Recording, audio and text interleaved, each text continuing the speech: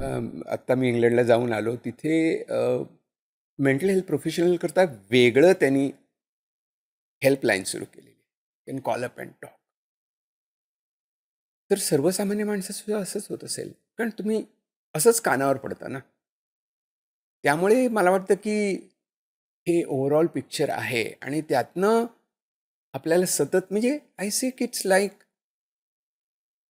जे लोक बोलत असतात ना, तेव्हा असं वाटतं की तेच एका कुठच्यातरी इंग्रजी सिनेमात बघितलं होतं मी, की माइंडसेट आणि ते त्याच्याकडे एक इन्स्ट्रुमेंट असतं. त्यांना ते आवाज येतो आणि मग कळतं की अरे ह्या इथे माईन आहे, माईन आहे असं.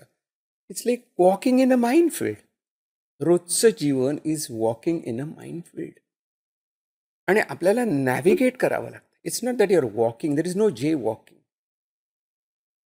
We have to navigate our way through all these problems. त्यामुळे हे जाणवणं, ओळखणं, स्वीकारणं, आपलंसं करणं आणि मग त्याच्यावरती काहीतरी मार्ग शोधणं हे खूप महत्त्वाचं आहे. आणि तिथे आपण कमी पडतोय. म्हणजे या अर्थाने की ॲक्सेप्टन्स कमी आहे. आपल्याकडे अजूनही लोकांना वाटतं की सायकॅट्रिस्टकडे जाणाऱ्या माणसांच्या डोक्यावरच परिणाम झालेला असतो किंवा डोकंच फिरलेलं असतं, वेडाच झालेला असतो किंवा दुसरं ज्यांना असं वाटत नाही ते म्हणतात काय, I am not weak minded, I am strong minded. ते म्हणतात I want to be strong minded. म्हटलं ना, सायकॅट्रीमध्ये, मनोविकारशास्त्रात, मानसशास्त्रात स्ट्रॉंग माइंड आणि वीक माइंड असं काहीच नाही आहे. There are people and people. प्रत्येकाचे काही स्ट्रेंथ्स असतात, काही विकनेसेस असतात. आपण किती अवेअर आहोत त्याच्यावर अवलंबून. So don't run after to become a strong person. Just accept what you are. आपण आहोत तसं स्वीकारूया आणि मग काहीतरी रिपेअर करूया.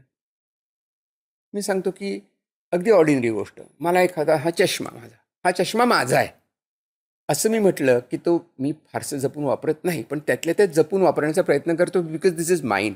मी ॲक्सेप्ट केलं आहे, माझा हा चष्मा आहे, मला तो सर्व्हिस देतो आहे, मी तो सांभाळला पाहिजे.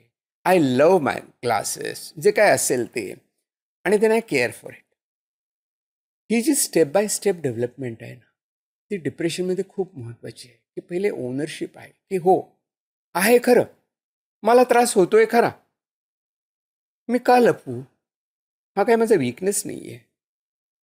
कदाचित मला माझे जेनेटिक मेकअप तसा असेल. जसं नॅचरल आहे तसं एक आपल्या मनावरती उमटणारे तरंग हे नैसर्गिक आहेत. मी त्यांना नेहमी सांगतो की बघ बाबा, मी गोरा आहे हे काही मी मागितलं नव्हतं, पण मला टक्कल आहे हे पण मी मागितलेलं नव्हतं. काहीच मागितलेलं नव्हतं मी. जे आलं ते स्वीकारलेलं आहे ना मी, आणि ते स्वीकारूनच पुढे जातोय. हे जर माझं म्हटलं मी, तर मी त्यातनं पुढे जाऊ शकतो. आता माझं माझं दुःख माझं म्हटलं तरी ते कमी होत नाही, आपोआप नाही कमी होत. ते आपोआप काही होत नाही.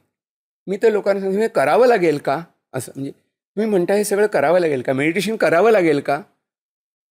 मग मी त्यांना म्हणतो की फक्त एकच गोष्ट निसर्गाने आपल्याला दिलेली आहे जन्मतः, श्वास घेणे.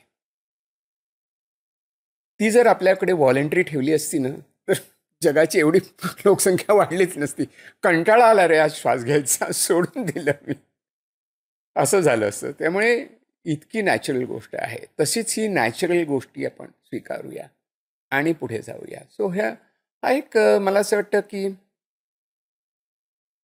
आपण म्हणतो ना पॉलिटिकली आता म्हणतायत की पॅराडाईम शिफ्ट व्हायला पाहिजे. पॅराडाईम शिफ्ट आहे हा. तसा आपला जे as a country, as a समाज, we are on this brink की आपण हा पॅराडाईम शिफ्ट करूया, स्वीकारूया आणि मग त्यातनं मार्ग काढूया. लपवून ठेवण्यात काही अर्थ नसतो. आणि मग वेळेवर जर तुम्हाला संवाद साधता आला, बोलता आलं, सर्व काही, तर आपण त्यातनं मार्ग काढू शकतो. बोलून सगळे प्रश्न सुटतात असं नाही, पण बोलल्यानंतर आपले प्रश्न काय आहेत एवढं तरी कळतं. ही क्लिप शेवटपर्यंत बघितल्याबद्दल खूप खूप धन्यवाद. संपूर्ण एपिसोड बघण्यासाठी खाली दिलेल्या लिंकवर क्लिक करा आणि सर्व काही चॅनलला सबस्क्राईब करायला विसरू नका.